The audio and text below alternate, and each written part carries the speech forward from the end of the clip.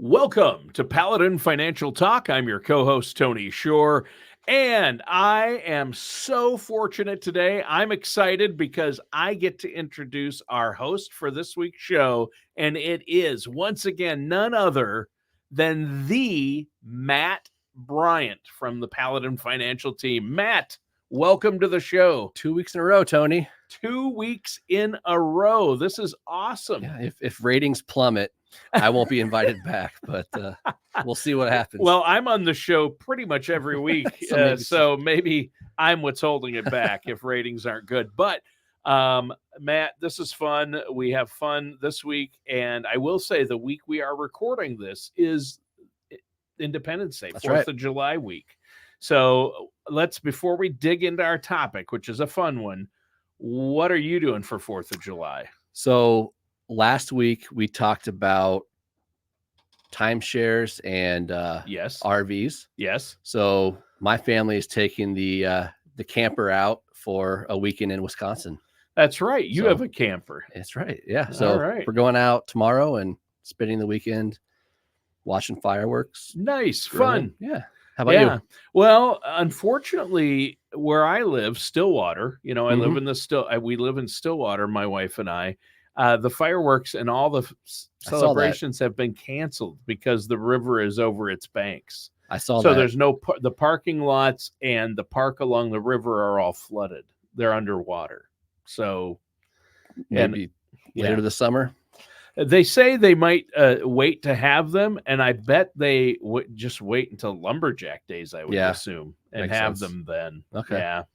I don't know for sure what they're planning, but I am friends with the mayor, Ted Kozlowski, who's a great guy. I'll ask him what they're going to do. I'll try to, maybe I'll influence him, huh? That's right. Yeah. That's good. He's a great guy. And Stillwater's a great town, good people, but unfortunately, that draws a lot of people to Stillwater. Mm-hmm. Yeah. So businesses are pretty unhappy about that. I bet. I mean, they're not mad at anyone in particular. It just can't be helped. Circumstances. Yeah, it can't be helped. So we might go down to my parents who live in Worthington, and there's a lake in the middle of the town, which has also overflowed its banks. Yeah, a lot of flooding down there. There is, but they might still have fireworks. Okay. So we're going to see, because the parks around the lake aren't necessarily totally flooded. There's a couple of spots. So we might go there because they shoot the fireworks off from the center of the lake. That's kind of cool. And the town is around the lake, so it's pretty cool. Okay. Yeah. That'll be a good time. Yeah, we'll probably do that, see my parents. But yeah, so I hope everybody out there has a happy Independence Day and 4th of July weekend. Unfortunately, it looks like it might rain in the Twin Cities on the 4th. Saw that, but nice and cool at least. Yes. It's not going to be blazing hot. It will be cool. Now, Matt, here's what's funny. I say funny because we have kind of a different topic we're going to introduce today. That's going to be a series. Mm-hmm. What's this about? It's a fun word to say. It's frugality. Frugality. I didn't even know that was a word until today. You're learning something. Frugality. Yep. And before the show, you actually did tell me that we were talking about frugality. And you said, what it's like, what it means to be frugal and how important that is. That's frugality. Mm-hmm. And I'm like, oh, okay. And then I said, there's a dance called the Frug. And you thought I was making it up. Never heard of that. You're like, that sounds made up. It is. And then I played you a great song by Rilo Kiley called The Frug, which is I love that song. And I said to prove it, here's a song about that dance. Yeah. So, yeah. Now I'm going to do research and actually find the Frug and how it came to be. All right. Well, so frugality. Why are we talking about this? I think it's important no matter what stage you're at, whether you are, a young adult just starting out and in your career and your retirement journey, so to speak, or you're 75 years old, you're squarely in retirement. Being frugal is important so that you're not, if you're young, overspending and not having anything to save, because that's going to bite you down the road. Yeah. If you're 75 and blowing through money, well, that's a scary position to be in, 75 and out of money and just living off Social Security. Yeah. You're not necessarily able to go back to work or wanting to go back to work, and there's not a lot of resources for you at that point. So being frugal, it can have a negative connotation. People talk about budgeting. That's not necessarily a fun word. No, but in fact, we call it the B word here on the show. The B word. Yeah, don't use the B word, budget. It's a dirty word. Yeah. But being frugal, if you do it right and you have a nice balance between saving and spending and enjoying life, you're going to have a much better odds of success in retirement. So we want to be frugal. We want to be deliberate with how we spend our money. But we don't want to be overspending, and we also don't want to be cheap. Right. Cheap's not fun. No, yeah, there's a fine line, and people can really take it too far. Oh, yeah. Right? Frugality can be taken too far. And I think it's just a symptom of the Great Depression era. Oh, yeah. And like people like my parents, especially my grandparents and my mother-in-law, saves every plastic grocery bag, and under the steps there's paper grocery bags full of plastic grocery bags. A bag and there are literally hundreds of them. Every Yeah. butter dish that they've ever had, stacks of them. Yep. And it's just, they cannot throw anything away because that's wasteful. It is wasteful. And so you can take it too far, Yes. but I think we've gone too far the other way as a society. And when we don't have the money, we put it on credit. Yeah. Right? We build up credit card debt. We spend money we don't have. We're very much a consumer-driven society. And yes, even, in the last 10, 15 years, much of a I want it now, instant gratification type of society. I guarantee 95% of our listeners could look around their house and see something that they bought impulsively, whether they're frugal or not, and find something that they purchased, used it once, and it sits there in the corner collecting dust. I know, I feel like my wife and I were fairly frugal. But still, I look around our house and I'm like, why do we have that? What's that for? And I think we do a better job than most. So it's so easy, especially when you're on your phone, you can buy something in 15 seconds and nowadays it's crazy. Money. Yeah. And I mean, if you looked at my phone, I've got Amazon on there. I've got all these apps that allow me to spend money. Starbucks app, food apps, Amazon, I can spend money on all of them instantly, all at your fingertips. And frugal, it's not something that you need to think about every single day, but it's good for a mid-year checkup, so to speak, where maybe you're watching the NFL playoffs last year and they had certain games on certain streaming services, which is a new thing that so many people love, where you have to sign up for Peacock or Amazon to be able to watch whatever game, or you have a favorite series on Paramount, whatever it may be. So you sign up, you watch that one game, that one series, well, you forget about it. So you're $10-15 a month coming out. Like being frugal just is an opportunity where annually, you can go through all those things that you've signed up for that you never use. And it's a chance for you to cancel them. And it doesn't take too many before you're saving $1,000. Oh, yeah. In fact, at one point in time, we had 9 TV streaming services. Cut the cord, they said. Save money. Yes, exactly. And then I look, and I mean, we had everything: Hulu, Disney Plus, and they built up, right? Mm-hmm. Netflix and we had the whole shebang, Apple Plus, everything. BritBox. I love BritBox, some of the British shows. Okay. But the thing is, and my kids would sign up for some. Like, I didn't watch Hulu, but they had series they wanted to see on Hulu. And then I'm like, we're not even is anyone watching Hulu anymore? No. Well, we've been paying for it for months. And that's not cheap. Yeah. No, it isn't. It isn't. And so then we canceled it. And then a show came on Hulu that I wanted to see. I think it was only Murders in the Building with Martin Short and Steve Martin. Oh, okay. And I'm like, man, I want to see that show. And I'm like, where is it at? And we got all these streaming. Oh, it's on Hulu. The one I canceled 3 months ago. Yeah. So it is something. And that's an area where people could save a lot of money, but we were not watching. I mean, there were probably 3 of those services we weren't watching at all. And nobody had watched for months. No, and it's so easy to do. And they say you can cancel anytime, so you don't even think about it. And then it's a pretty big drain on your bank account after time. And those are small ones, but there's larger things too, like, dining out, or going even bigger, buying a car and buying a house. Like, you don't want to necessarily be cheap when you do some of those No. bigger purchases, but you want to be frugal. Do you need to upgrade your car every 3 years? Some people are, in their mind, they said, I'm going to have a car payment for the rest of my life. So I have a car for 2 or 3 years.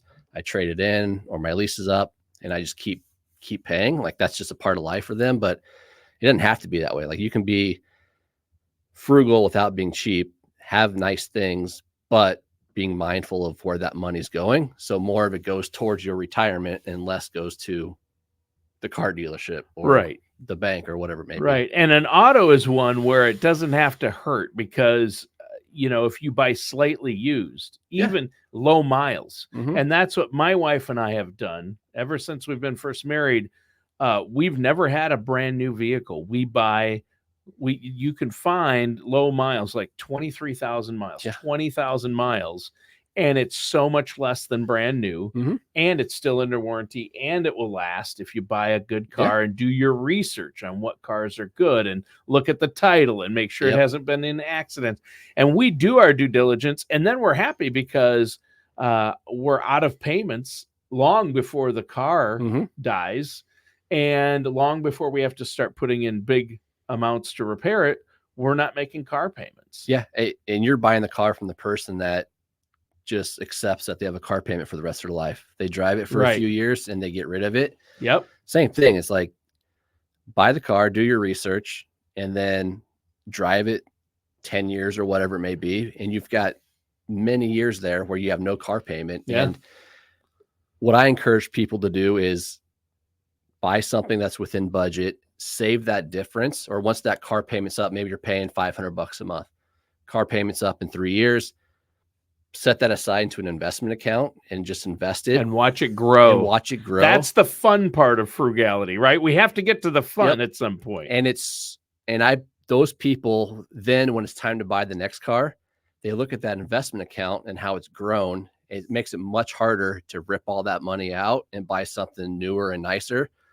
So then you're sticking with the car you have, or being mindful of a car that's decent, that's in your price range, because you don't want to tap into that when you've seen it grow so much over time. So it's people talk about, don't buy the lattes every day for $6 or whatever it is, but it's a lot of these bigger purchases when you're frugal there. That's what's going to help your net worth grow over time. Right. I'm glad you brought that up. I was going to bring that up because every time you read an article or hear a financial person talk about how to save money and live within your means, the example they use is don't go to Starbucks every day, or don't go get that expensive coffee. And you know what? That can be, if people who are addicted to Starbucks or have to have their coffee each morning, that can really add up. If you're paying $6, $7 a day, it can add up. However, you always hear that and people groan. And that's the not fun part of frugality, right? You can't allow yourself, I can't have the coffee I want. That's not fun. That doesn't make frugality fun.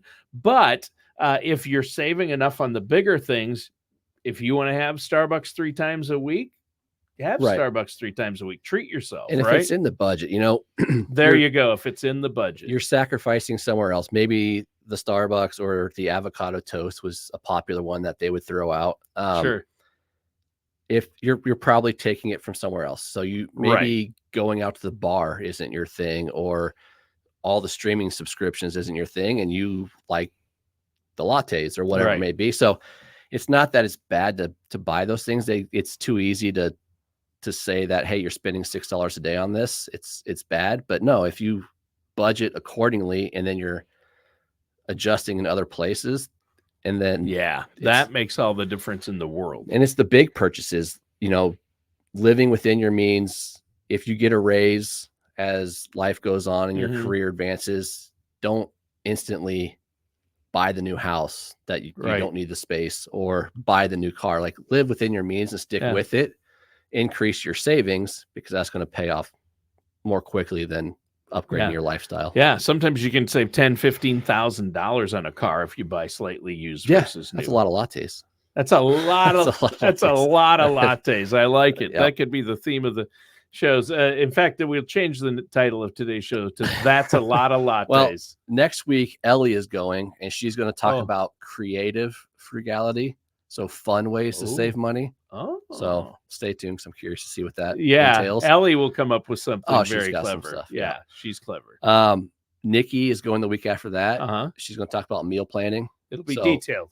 It'll be detailed. I don't know if she's giving recipes or not, but because inflation's been hot for the last few years, and so eggs at the grocery store, just groceries in general, are much higher than they were 5 years ago, pre-COVID. Crazy. But there's still ways to save money, and sure, what are the variety of ways to go about doing that? So Nikki will talk about that, and then Jeff Foley is going to wrap up with debunking myths as far as frugality goes. So the people within Paladin are all fairly frugal, I'd say. So there's some experience here. There's not hypocrisy. So yeah, there'll be several good shows. I know. Getting Jeff Quick to buy me lunch.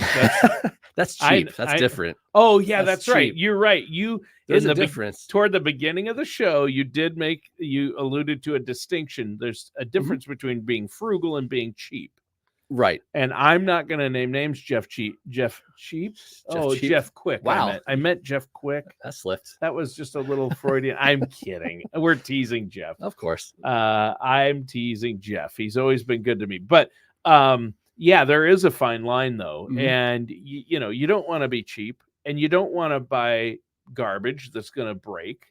You know what I mean? Yeah, that's not going to help you in the long run. No, I mean, buying a car that you're going to have to constantly put hundreds of dollars of repair in, you might as well have a car note at that point. Yeah. Yeah. So, but there are ways to save money on purchases and vehicles and other things. Big, whether small or big, and still get decent. You got to do your research. Quality. And nowadays it's so easy with Google and things like that, YouTube videos. I look up, what cars have the most problems. You can get on a Reddit group, all the search that comes up. You see a lot of reviews and people have a lot of comments, and you can see what's worked and what hasn't. Yeah, there's no reason not to do research at this point, because just like all those apps where you can order groceries or buy lunch or whatever are on your phone, there's apps for doing the research and figuring out what's high quality. And we may have listeners out there that like, oh, I'm not computer savvy. I still have a flip phone. You probably have kids or grandkids that can help you do the research as well. Hey, if you have a flip phone, you're being frugal. Yes, that's true. There you go. Do you hear that, Dad? That's a compliment. Tom Shore hopefully is listening. Can you even find flip phones anymore? Yes, you can. My dad just bought a new one. Oh, yeah, new one. Yeah, brand new. Yeah, they make it. Sprint has them. Yeah. Okay. All right. Yeah. And they're for elderly people who don't, they're not great with the technology. They don't need all the apps and smartphone features. Okay. He just needs a phone. So that sounds refreshing, actually. You know what? I looked at it and I go, because we're kind of tied. Sometimes your smartphone becomes an anchor, right? It's a little much. Yeah. Speaking of frugality, you can wait for deals on phones because phones are expensive.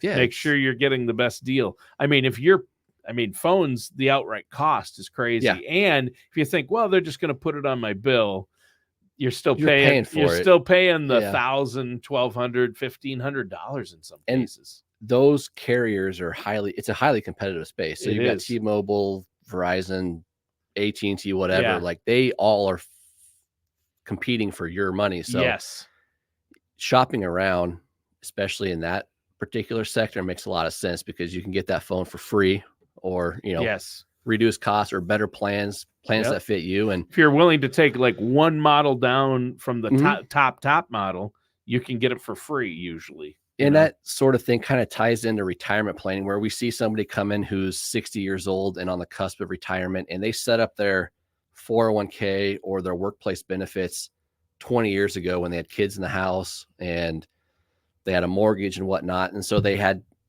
all these benefits built for that. Well, then they never looked at it again. So they come in and they're paying for benefits that they don't need. Right. Or their 401k is allocated in a way that doesn't fit who they are. So, it's getting away from frugality, but it's something that you need to kind of keep researching as time goes on. Yeah, for sure.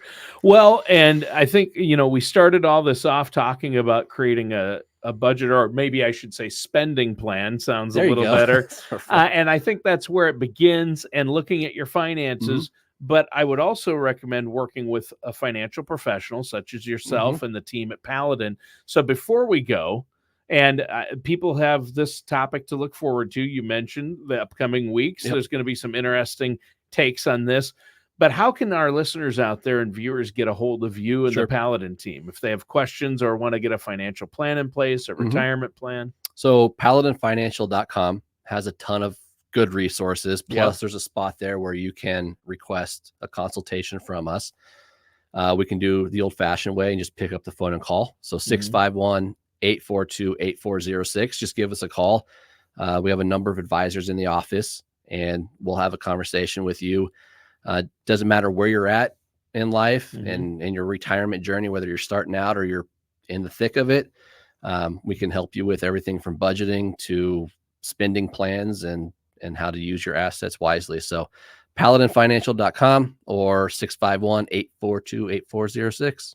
All right. What was that number again? One more time, slowly. 651-842-8406. All right. And that does it for today's episode of Paladin Financial Talk with our host, Matt Bryant.